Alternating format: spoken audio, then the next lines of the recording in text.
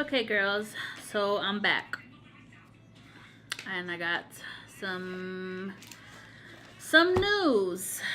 So I did do a video of me going to my first appointment and all my appointments, but I kind of wanted to do a sit down instead of popping those videos in.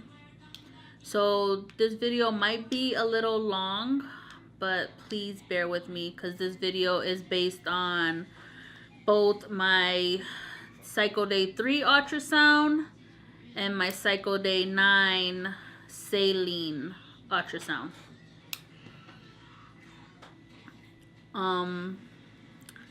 So yeah, so let's get to this video. So I told you guys that I was taking Provera to bring forth my period, and my period did come. I started my period on January 1st, and then on January 3rd, which was cycle day 3, I went in for my ultrasound and my blood work. And also my glucose test. So I got that done. I got the results for that. They told me I do not have any cysts, so I was really happy about that. My glucose test came back that my insulin level was very bad, so they put me on metformin. I am taking, right now it's week 2 of metformin, so now I'm taking 1 in the morning and 1 at night. They want to bump me up all the way to 2,000 milligrams of metformin. So next week I'll be taking 2 in the morning and 1 at night. And then the following week I'll go to 2 in the morning and 2 at night. And then that'll be my 2,000 milligrams of metformin. I'm also on calcium and vitamin D because my vitamin D levels were really low, I think they said. So that got done. That's everything for the cycle day 3 and all the blood work and all the blood work and everything that I did. My genetic testing came back, everything was negative, so Alex does not have to go and get a genetic test done. And that's it for that. Yes. Now let's go to cycle day 9 when I went in for my saline ultrasound. Yeah. So, you want to be in the video too? Come here.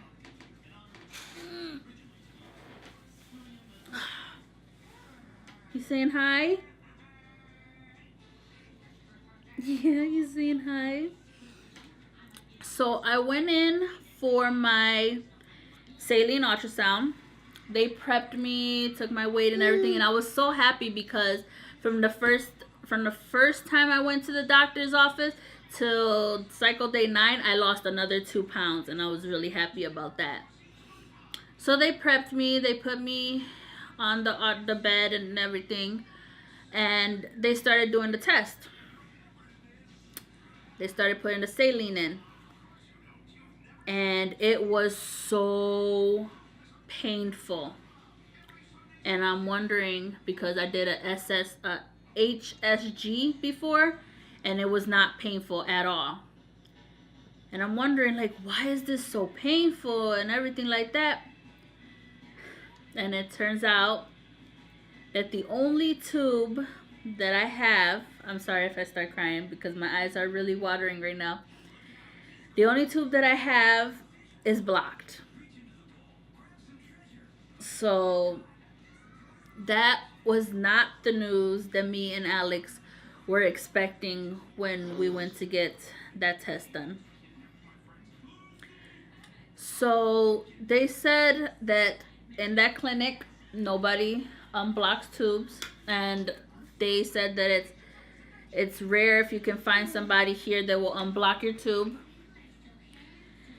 They said anyways, if I do get that tube unblocked, it can be very damaged, because the reason it got blocked is probably because it was already damaged in the first place. So now, from us thinking that we were going to do a couple more IUIs, then jump to IVF so we can save up, the only way that we can have a child is if we go straight to IVF. And I don't have, hold on, baby. I don't have $20,000 just laying around. So, it was hard. It was hard for us to hear that. I could not stop crying that whole day. I went into a deep, deep depression that whole week. And this is one of the reasons why I'm doing this video so late, because I got the test done on the 9th and today's already the 17th. So I am doing the video kind of late, but it was hard for me to hear that. I knew that we were going to do IUI. I knew that we were going to do IVF, but I didn't think that we would have to jump straight into IVF without even trying another couple IUIs. And it was hard hearing that. But we are gonna see. We're gonna try our hardest to do IVF. I am applying to this grant. I will leave their Facebook and stuff in the description down below if you guys never heard of them. They are called Baby Quest Foundation. This will be my 3rd time applying. They are a grant place that will pay for IVF for you. You have to fill out an application, which my application is over there. But you have to fill out an application. Have the doctor fill out a portion of your application. Then you write like a 1 to 2 page about yourself, a little biography about yourself.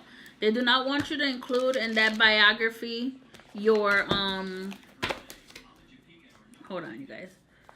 They don't want you to include in that biography your fertility history. They just want to get to know you. And in that biography, you just tell them about you and your husband, and that's what I did. Alex does go in for sperm analysis on Tuesday, which will be the 22nd.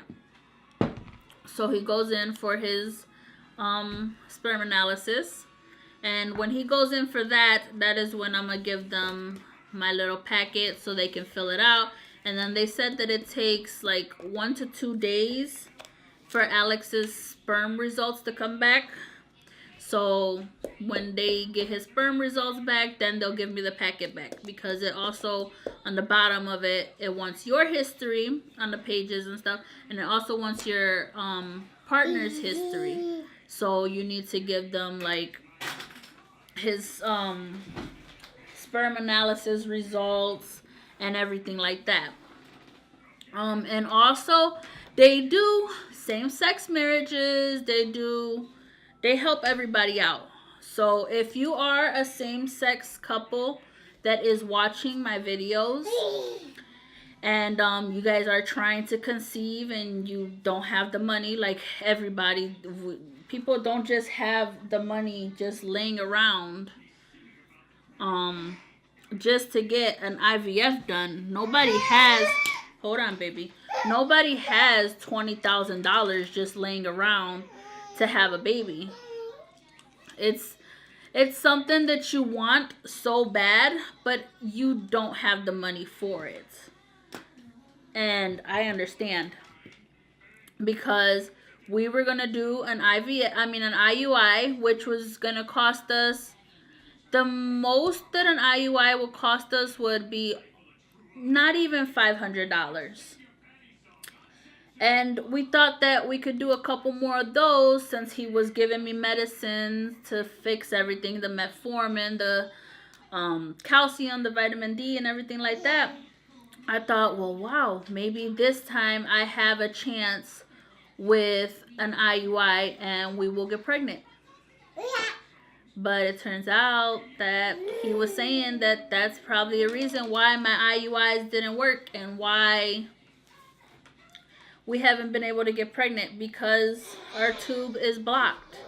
And it's the only tube I have. Because for those who have been watching my videos for a long time, and those who haven't, I only have one fallopian tube. Because back in 2015, I got pregnant with twins. And I did not know I was pregnant. And then I went to the hospital because I wasn't feeling well.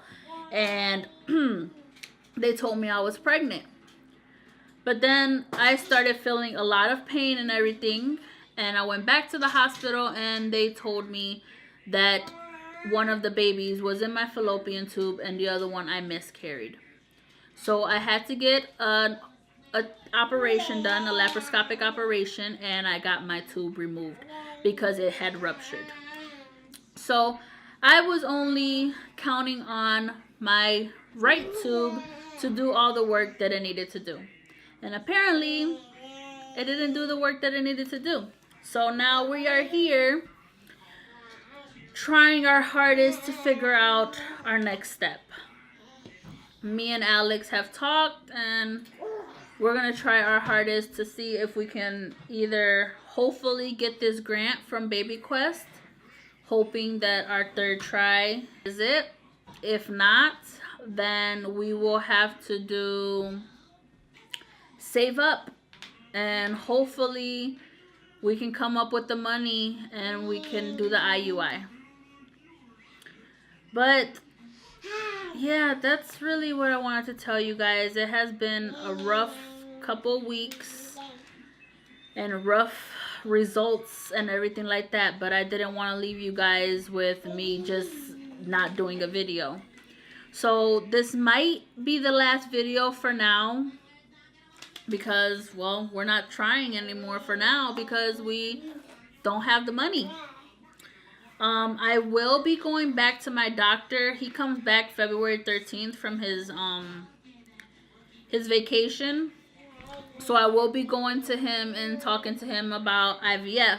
So I'm pretty sure that he's going to put me on birth controls and stuff like that to get my body ready for IVF. The deadline for the Baby Quest Foundation is March. Don't quote me on this. I think it's March 13th, but it can be sooner. But I will leave their link in my description. I'll give you guys their Facebook and their website and everything. So for those who are really trying and need the money to do an IVF or something, please don't hesitate to go fill out an application and hopefully you guys get it. Because I am rooting for everybody in my page and everybody who doesn't watch me right now. Infertility is not something that's funny. Infertility is a horrible, horrible thing. It's something that I wish there was a cure for. PCOS is something that I wish there was a cure for. We, as women who are struggling for a baby and stuff, we hope and pray that there's a cure for it. But there isn't. And it's hard for people who don't know, who are not educated about what we're going through, to come up to you and say, oh, it's okay, you get it next time. Or, oh, it's okay, you got pregnant once, it'll happen again. They don't understand that once that you got pregnant, it took you 6-7 years to get pregnant. It just marked 10 years for me and Alex of us trying to have a baby. 10 years. We did get lucky. Our miracle baby that we adopted, we are lucky to have her in our lives. I'm sorry. She is our pride and joy. But I would love to experience what everybody gets to experience. I would love to see the joy that people say they feel when the baby moves in your stomach, or the first heartbeat that you get to experience with your spouse, that you get to go to the hospital, to the doctor's office, and they put that thing on your stomach and you hear the baby's heartbeat. I would love to experience that. And I am hoping that Baby Quest gives me that opportunity to experience that joy. I will give you guys an update about the sperm analysis and stuff like that. But for now, this is really all I can say is I am praying for you guys. I am praying for myself. And I hope that we all get that rainbow baby, or that beautiful, positive pregnancy test. I am hoping for all of us. So if you guys like this video, please give it a thumbs up. Share it to those who really need to see it. If you have anything, any comments or anything, please leave them in the comment box below. Thank you, and baby dust to all.